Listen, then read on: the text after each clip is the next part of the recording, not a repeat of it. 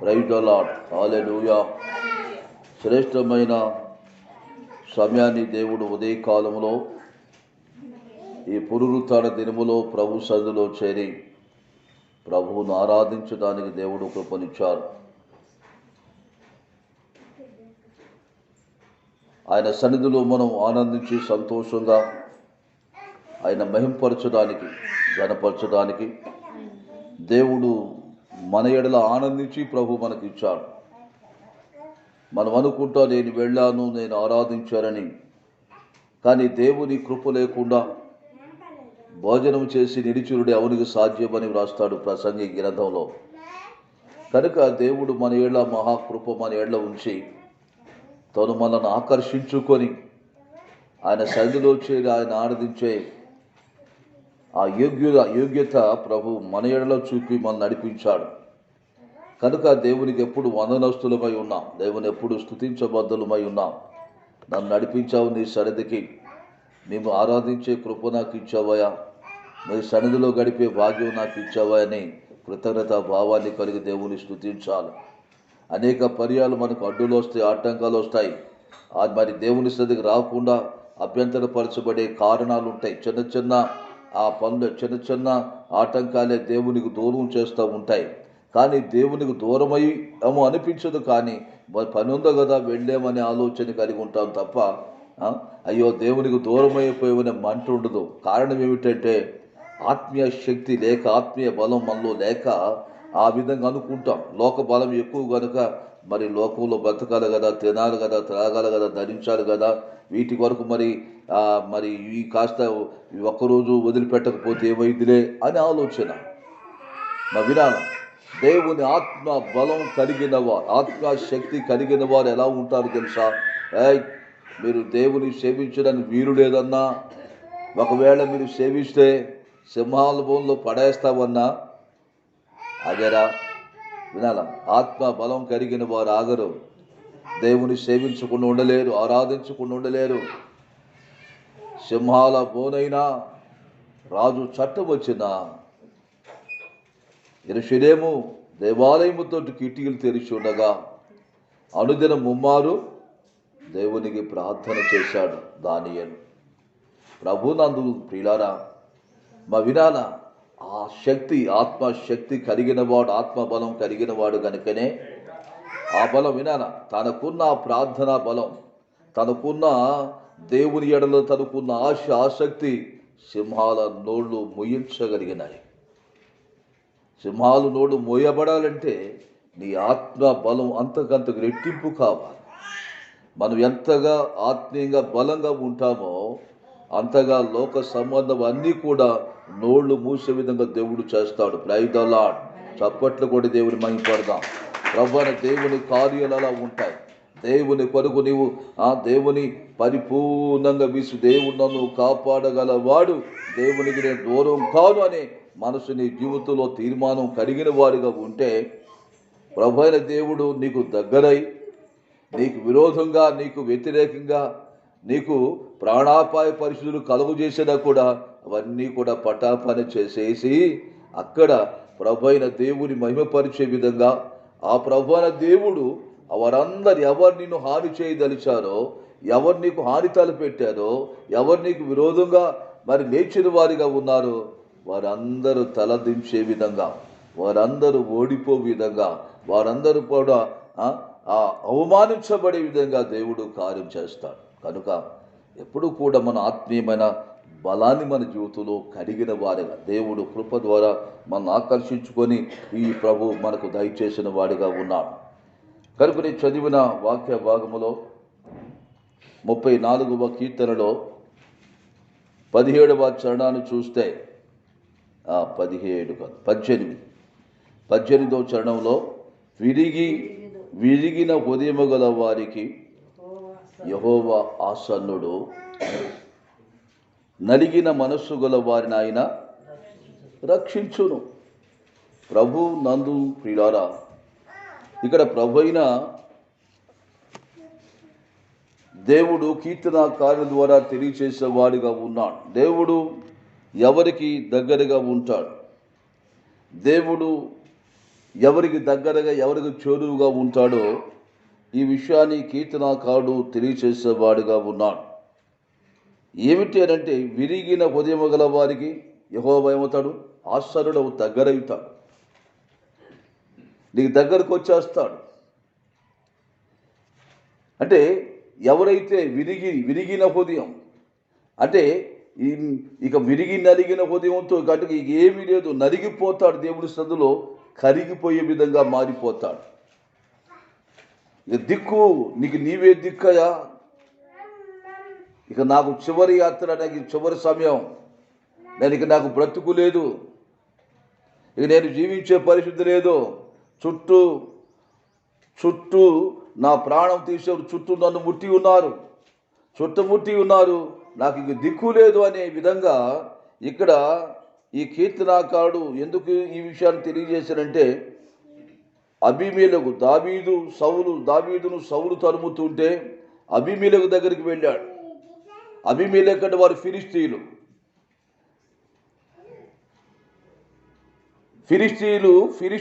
దగ్గరికి వెళ్ళాడు.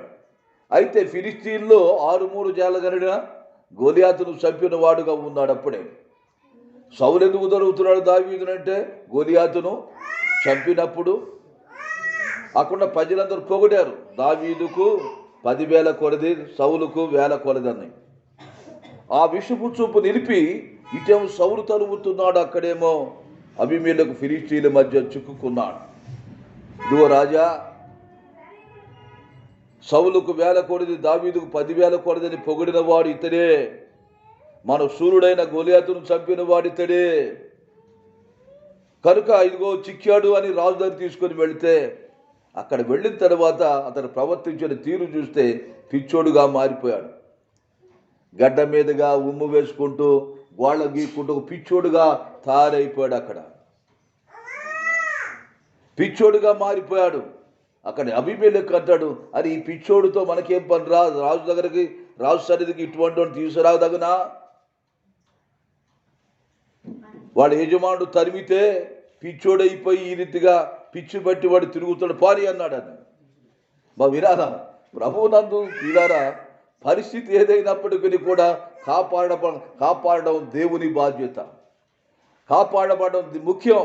దేవునికి లోబడి జీవించినప్పుడు దేవుడు ఎన్నడూ విడువడు. అందుకే అంటాడు, విరిగిన హృదయము గల వారికి, ఇటేమో అటు ఇటు మధ్యలో నలిగిపోతా ఉన్నా, నాకు దిక్కు లేదు, నాకు శరణం లేదు, నాకు నిరాధార పరిస్థితిలో ఉన్నానని దేవుని దగ్గర మనవి చేసిన వాడు, విరిగిన హృదయము గల వారికి ఏమైనాడు?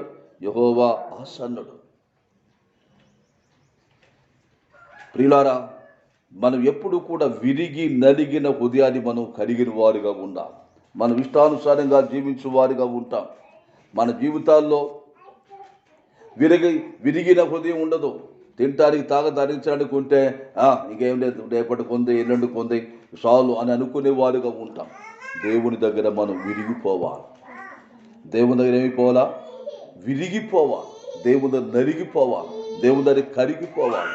ఎంత ఉన్నప్పటికీ మా వినాల, ఎంత ఉన్నప్పటికీ కూడా ఏమీ లేని వారుగా దేవుని దగ్గర ఉండాలి. అయ్యో, తండ్రి అని పిలిచే అర్హత నాకు లేదయ్యా, ప్రభువా అని పిలిచే అర్హత నాకు లేదయ్యా, నీ వైపు చూచే అర్హత నాకు లేదయ్యా అని మన జీవితాలు ఎప్పుడు కూడా పశ్చాత్తాప హృదయంతో మనం ఉండాలి. దేవుడు నీకు ఆశ్చర్యుడు కావాలంటే, దేవుడు నీకు దగ్గర కావాలి, దేవునితో నీవు కలిగి ఉండాలంటే, దేవుని నీడ నీవు బ్రతకాలంటే నీవు చేయవలసిన పని ఏమిటంటే, ఏం చేయాలి? అక్కడ స్పష్టంగా విరిగిన హృదయం కూడా ఆయన ఆశ్చర్యుడు దగ్గర అవుతాడు. ఆయన నీ విరిగిపోకుండా, నలిగిపోకుండా, కరిగిపోకుండా, ఒదిగిపోకుండా, వంగిపోకుండా ప్రభు అయిన దేవుడు నీకు ఆశ్చర్యుడు కాలేడు. ఆయన మాట విని, అందుకే చూడండి, లేఖనాల్లో 66వ అధ్యాయం యెషయా గ్రంథం 66వ అధ్యాయం చూడండి. యెషయా గ్రంథం 66:2లో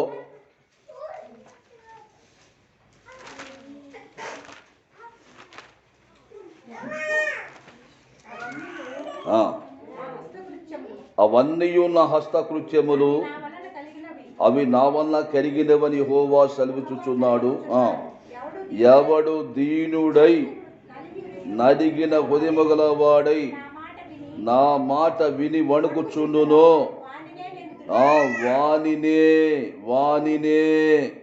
వానినే నేను దృష్టించుచున్నాను. ఎవరినంట? ఎవడు దీనుడై నలిగిన హృదయము గలవాడై, ఏమై దీనుడై, దీనాతి దీనంగా దేవుని చదువు, దీనుడై, ఇంకోటి నలిగిన హృదయం. దేవుని దగ్గర, అయ్యా నేను ఏ పార్టీ వాడనయ్యా, నాలో ఏ గతి లేదయ్యా, ఏ మంచి నాలో లేదయ్యా, ఏ అర్హత నాలో లేదయ్యా, తండ్రి అని పిలిచే అర్హత నాకు లేదు, నాయనా అని పిలిచే అర్హత నాకు లేదు, నీ సన్నిధికి రాదగిన అర్హత నాకు లేదయ్యా, ప్రభు అని పిలిచే అర్హత నాకు లేదయ్యా. ఎందుకంటే నేను ఘోర దుష్టత్వంలో ఉన్నవాడని నేను. ప్రభువైన యేసుక్రీస్తు వారు అది తెలియచేసిన వాడిగా ఉన్నాడు.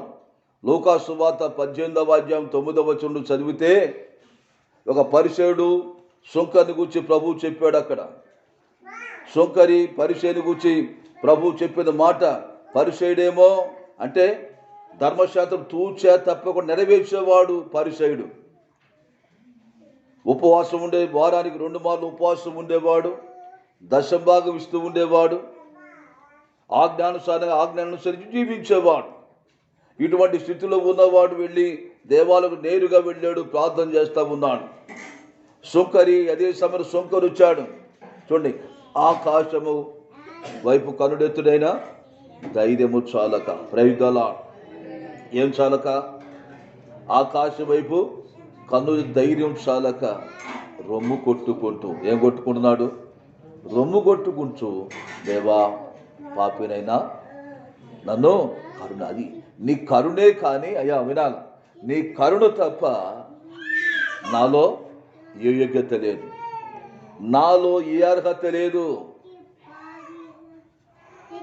నీ వైపు చూచే అర్హత నాకు లేదయ్యా, నీ దగ్గరకు వచ్చే అర్హత నాకు లేదు.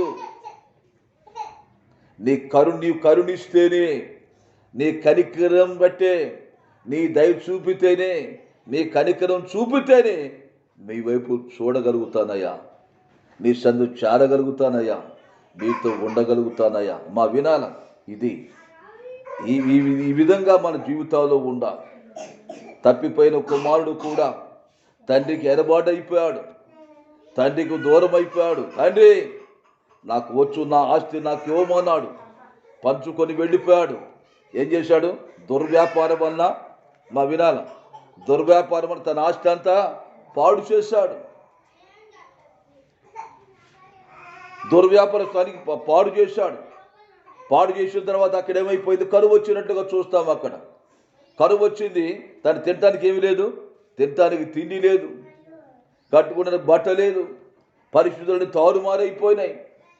తండ్రికి దగ్గరున్నప్పుడేమో విలాసవంతమైన జీవితం జీవించాడు, తండ్రికి దూరం అయిపోయిన తర్వాత దుర్భరమైన పరిస్థితికి వెళ్ళాడు.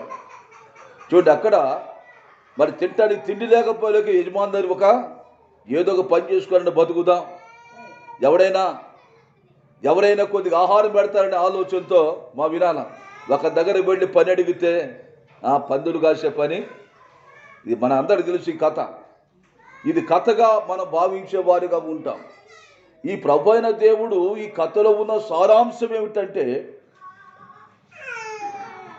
ఈ కథలో ఉన్న ఈ ఉపమానంలో సారాంశాన్ని ప్రభు అయిన దేవుడు స్పష్టంగా తెలియచేస్తాడు. అతడు కళ్ళు నెత్తికొచ్చినప్పుడేమో ఆస్తి కలిగినప్పుడు, ఐశ్వర్యం కలిగినప్పుడు, ధనం కలిగినప్పుడు, బలం కలిగినప్పుడు, సంపద కలిగి ఉన్నప్పుడు తండ్రి అవసరం లేదు, తండ్రిని దూరం చేసుకుని తండ్రికి ఎడబాటు అయిపోయిన వాడుగా ఉన్నాను. నా ఇష్టాన్ని నెరవేర్చుకోవాలా, నా కోరికలను తీర్చుకోవాలా, నా ఆశలను తీర్చుకోవాలా, నా ఉద్దేశాన్ని నెరవేర్చుకోవాలా, ఇది తన దృక్పథం. నన్ను కన్నాడే, నన్ను పెంచాడే, ఇంతోడు చేశాడు, ఈ స్థితి ఇచ్చాడని తండ్రికి లోబడి జీవించే మనసు తను లేకుండా పోయింది. స్వేచ్ఛను కోరుకున్నాడు, అన్ని కూడా కూడగట్టుకుని వెళ్ళిపోయిన తర్వాత దుర్వ్యాపారం అంతా పాడైపోయింది. అంతా పోయిన తర్వాత కడుపు ఆకలైపోతూ ఉంటే పందులు తిని పొట్టన్న తిని ముందు ఆకలి బాధ తీర్చుకుందాం అనుకున్నాడు. పందులు ఎందుకు రానిస్తాయి? అసలు పందులు అసలు ఊరుకోవు. ప్రభునందు ప్రియులారా, పందులు కూడా తన పొట్టు తిననివ్వలేదని రాయబడింది అక్కడ. అప్పుడు బుద్ధి వచ్చినప్పుడు రైతల్లా ఏమొచ్చింది? అప్పుడు బుద్ధి వచ్చింది.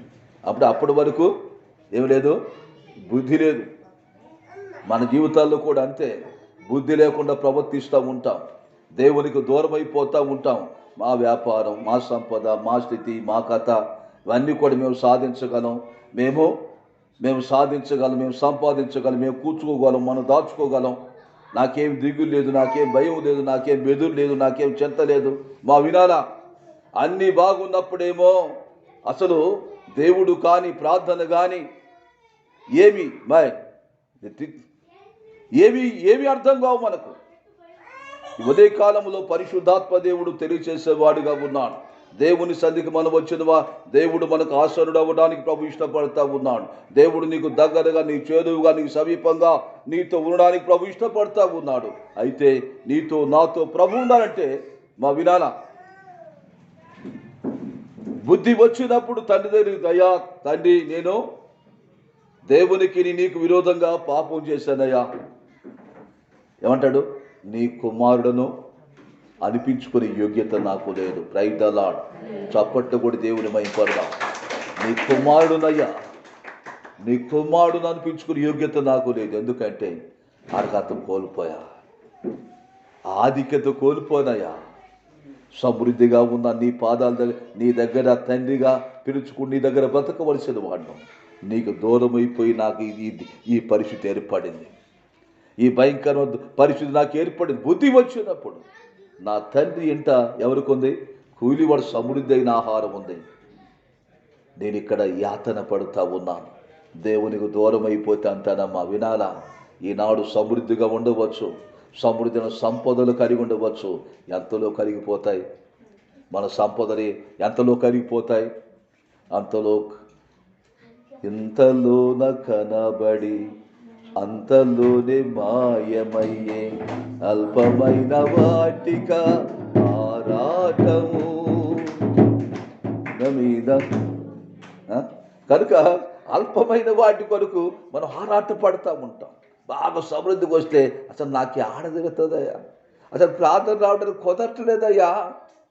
ముందేమో ఏమి లేనప్పుడేమో ఇంకేమి లేదు, బ్రతికినంత కాలం ప్రభువుని సేవిస్తా, బ్రతికినంత కాలం తుది శ్వాస ఉన్నంత వరకు నా దేవుడే అంటాడు ముందు. ఇప్పుడు కాస్త కడుపు నిండే లేకే అసలు ఆడగుదురుదయ్యా. నేను పరిచర్య చేసే సమయంలో ఒక పెద్ద ఆయన, వినాల, ఒక పెద్ద ఆయన గౌరవప్రదమైన స్థితి కలిగిన వాడు, ఈ నిరాధారప ఏమి లేని వాడై ఉన్నాడు. వచ్చాడు, అయ్యా గొట్టం పైన పెట్టాడు కానీ నన్ను ఏమన్నది, మీరు సిగ్గుపడొద్దయ్యా, ఈ గొట్టం తీసుకొని పైన పెట్టమంటే పెడతానయ్యా అనేవాడు. నేను మైకి పోయటాన్ని నేను బాధపడినాయా అని అన్నాడు. అప్పుడు ఏమి లేదు, ఉద్యోగం లేదు, ఏమి లేదు, అని ఏమి నిరాధారుడికి వచ్చేసాడు. అన్ని ప్రభుయా, ఇక ఏమి లేదు, నా జీవితకాలం అంతకు ఇదేనయ్యా అన్నాడు. గొట్టాలు ఆయన అని ఎందుకు పెట్టిస్తాం, పెద్దోడని. సరే అని వచ్చి పెట్టి పట్టేటప్పుడు ఇద్దరు కావాలంటే పట్టడం, ఆడు పెట్టుకోవడం, ఇవన్నీ చేయటం అన్నీ చేసేవాడు. తీర కొద్దిగా ఆయనకు చిన్న జాబ్ వచ్చింది. చిన్న జాబ్ వస్తే పగల పూటే నా ఈ పూట చేసి వస్తాను, సాయంకాలానికి ఏటూ లేదన్నాడు. ఈ పగలు పోయింది, పగలు పోయింది, సాయంకాలం 3 పోయింది, 3 పోయి 6 అయింది, 6 పోయి 9 అయింది. ఏది పని పెరిగిపోయింది. ఏంది అయ్యగారు రావట్లేదు, ఆడ కుదురుతుందయ్యా, ఆడ కుదురు రావతి కావట్లేదయ్యా, పని పెరిగిపోయింది అన్నాడు. అట్ట 2-3 నెలలు గడిచింది. 3-4 నెలలు గడిచిన తర్వాత ఏందని అంటే, అసలు మీరు పోయేది ఎందుకయ్యా, కోళ్ళు కొద్ది తింటానికి కదంటే మీరు పోయేది.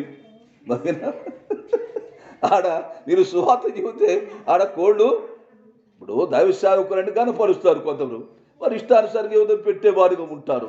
ఆయన కూడా తిన్నాడు, వినాలి. ఎందుకు ఆయన కూడా మాతో వచ్చి, ఇప్పుడు ఏదన్నా సువార్తకు వెళ్ళాం, వారు ఆశపడి సువార్త మీరు కృతజ్ఞత కూటమి పెట్టినప్పుడు వారు ఏదో ప్రేమించి చేస్తారు. అంటే ఎందుకు ఈ విషయాలు చెప్తానంటే అమ్మా, వినాలా, ముందు పరిస్థితి ఎలా ఉంటుందో, చివరి ముందు తీర్మానం ఎలా ఉంటుందంటే, అసలు ఇంకేముంది, చచ్చేవారికి ఆ పాదాన్ని విడవనా, ఈ స్థితిలో నన్ను నడిపించాడు, ఈ రీతిగా కాపాడాడు, ఈ రీతిగా ఆదరించాడని ఎంతో ఉల్లాసంగా ఉత్సాహంగా చెబుతాం. కాకపోతే కడుపు నిండితే చాలు. కడుపు నిండితే మాటలు తరిగిపోతాయి. అన్న మాటలు ఏమైపోతాయి అర్థం కావు. చివరికి ఏం జరిగింది వినాలా? చివరికి మీరు వినాలమ్మా, మీ సువార్త కూడా ఆపించే పరిస్థితికి వచ్చేసారు. సువార్త కూడా వీళ్ళంతా అక్కడ వారిని అందరూ కూడా ఏదో చేసి వారిని మభ్య పెడుతున్నారు. వీరు తినటానికి కానుకలు కొరకు పెడుతున్నాడు అనేది తీసుకొచ్చేసాడు ఆయన. పై వారికి అలా చెప్పేశాడు. వినాల కొన్ని 2-3 నెలలు ఆగిపోయింది సువార్త. అంటే ఎందుకు ఈ విషయాన్ని చెప్తున్నానంటే, ఎలా ఉంటుందంటే మొదటి తీర్మానం, మొదటి ఒడంబడికి ఎలా ఉంటుంది అని ఉత్సాహంగా ఉంటాం. కడవరకు అందుకే ప్రభు అయిన దేవుడు అంటాడు, మరణము వరకు నమ్మకంగా ఉండు, నీకు జీవ కిరీటం ఇస్తానంటాడు. దేవుడు నిన్ను విడిచిపోకూడదు. అంతకంతకు వృద్ధి చెందాలి మన జీవితాల్లో, అంతకంతకు ఎదుగుతూ ఉండాలే కానీ దిగదారిపోయే పరిస్థితి అంటే ఇక ఏమిటి, దేవునికి దూరం అయిపోతాం. సాతాను దగ్గరై వాడున్న స్థలంలో పడిపోతాం చివరి దశలో. కనుక ప్రభు అయిన దేవుడు తెలియజేసేవాడిగా ఉన్నాడు. బుద్ధి వచ్చినప్పుడు కనుగొన్నాడు, అయ్యో నేను దేవునికి దూరం అయిపోయాను, నా తండ్రికి దూరం అయిపోయాను, కానీ నాకు ఈ స్థితి ఏర్పడింది.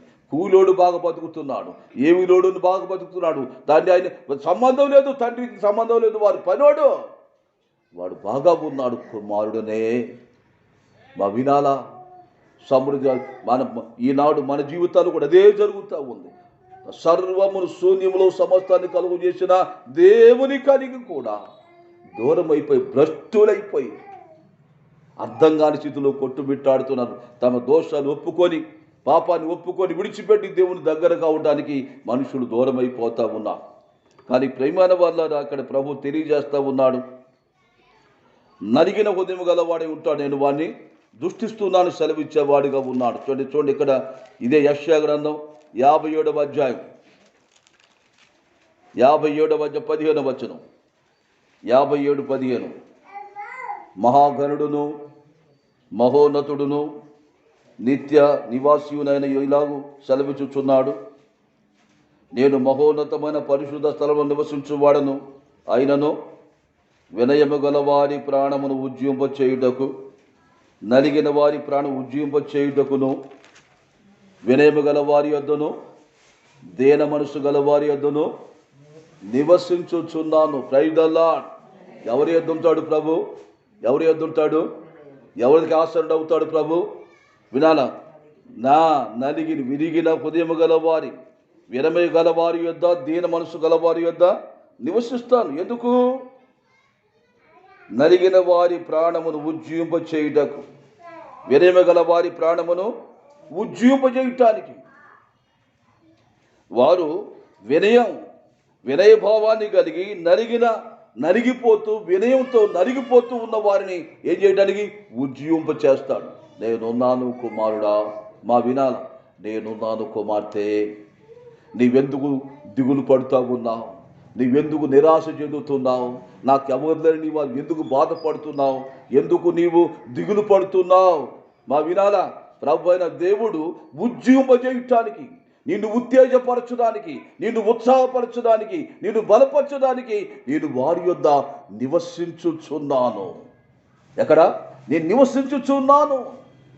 ఎక్కడ కూడా మన జీవితాల్లో ప్రభు నమ్మి కరిగి జీవించుచున్నప్పుడు వచ్చే నష్టాల్లో, కష్టాల్లో, ఇరుకుల్లో, ఇబ్బందులు, శోధన, బాధలు వచ్చినప్పుడు ఎన్నడూ నీవు కృంగిపోయే వారిగా ఉండకూడదు.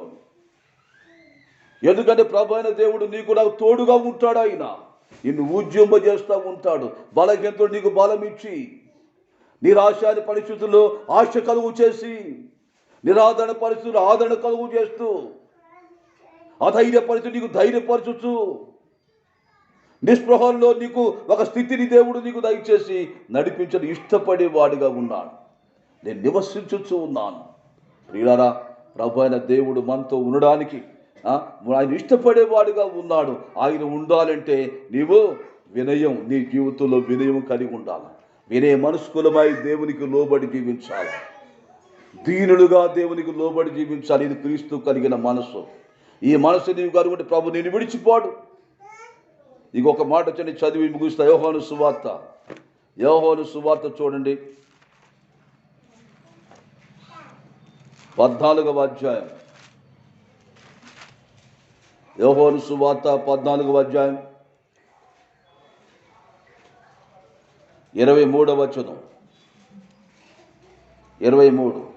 యేసు, ఒకడు నన్ను ప్రేమించిన యెడల వాడు నా మాట గైకొనును, అప్పుడు నా తండ్రి వానిని ప్రేమించును, మేము వాని యొద్దకు వచ్చి ఆ వాని యొద్ద నివాసము చేసేదము. ప్రభు అయిన దేవుడు, ప్రభు అయిన యేసుక్రీస్తు వారు తెలియజేసిన వాడుగా ఉన్నాడు. ఒకడు నన్ను ప్రేమిస్తే వాడు ఏం చేస్తాడు? నా మాట గైకొనేవాడుగా ఉంటాడు.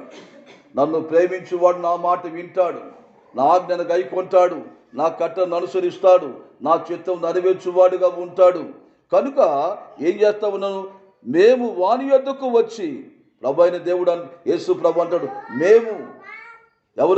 మేము వాని యొద్దకు వచ్చి వాని యొద్ద నివాసము చేయుదాం. Praise the Lord. చప్పట్లు కొట్టి దేవుని మహిమపరుదాం. మేము వాని యొద్దకు వస్తాం. ఎవరి దగ్గరికి? మాట వినేవాని దగ్గరికి వస్తాడు ఆయన. అందుకే ప్రభు అయిన దేవుడు, ఎవడు దీనుడై నలిగిన హృదయము గల నా మాట వినివడుగుచుండునో దృష్టించి వారి యొద్దకు వచ్చి వారితో నివాసం చేసి వారిని బలపరచుటకు, స్థిరపరచుటకు, ఆదరించుటకు, వారి పరమునకు చేర్చబడే వరకు నడిపించడానికి ప్రభు మనతో నడిపించువాడిగా ఉంటాడు. కనుక ఈ ఉదయకాలంలో ప్రభువును ఆరాధించే దగ్గర వచ్చిన మనం, దేవుడు మన దగ్గర ఉండాలి. అమ్మ వినాలా? పరలోక ఆనందాన్ని అనుభవిస్తూ జీవించాలా? పరలోక ఆనందం ప్రభు బిడ్డలుగా జీవితాన్ని కొనసాగిస్తూ ప్రభువు చెందిన వారముగా, దేవునికి చెందిన వారముగా, దేవుని రాజ్యానికి చెందిన వారముగా, దేవదేవునితో సహవాసం చేయుచున్న వారుగా లోకంలో మన జీవితాన్ని కనుపరచువారుగా ఉండాలి. లోకస్తుల వలె లోకంలో కనబడకూడదు. లోకస్తులమే, లోకంలో జన్మించిన వారమే, కానీ ప్రభువులో పుట్టిన వారమని మన అనుదిన జీవితం రుజువుపరిచేవారుగా ఉండాలి. అందుకే మనకు ఈ భోజన బల్ల ఏర్పాటు చేసింది ప్రభు అయిన దేవుడు. ఎందుకు ఆయన సన్నిధి చేరుతున్నామంటే సరి చేసుకున్న వారమై దేవుని నీ హృదయంలో, జీవితంలో, బ్రతుకులో కలిగి దేవుడు నీకు దూరం కాకుండా ఈ పరలోక ఆనందాన్ని ఇక్కడ నీవు అనుభవిస్తూ పరలోక భోజన విందులో పాలు పొందుతూ పరలోకపు ఆ ప్రభు అయిన దేవుని ఆనందపరిచేవారుగా మనం ఉండడానికి ప్రభు అయిన దేవుడు మనకు ఈ భాగ్యాన్ని ఇచ్చాడు. కనుక అమ్మ వినాల, ఈ ఉదయ కాలములో ప్రభువును ఆరాధించిన మనం విరిగి నలిగిన హృదయంతో దేవుడే మన మధ్య నివసించి మనం నడిపించే విధంగా విరిగి నలిగిన ఉదయంతో, దీన మనసుతో ప్రభువును సేవిస్తూ ముందుకు వెళ్ళేవారుగా ఉందాం. అటువంటి స్థితి కలిగి ఉండాలని దేవుడు కృప దయచేయునుగాక. దేవుడి మాటలు దీవించునుగాక. అందరు లేచి నిలబడదాం. అందరు లేచి నిలబడి దేవుని స్తుతిద్దాం. అందరు లేచి నిలబడదాం. ప్రభు అయిన దేవుని మనం స్తుతించి ప్రైజ్ ద లార్డ్. హల్లెలూయా.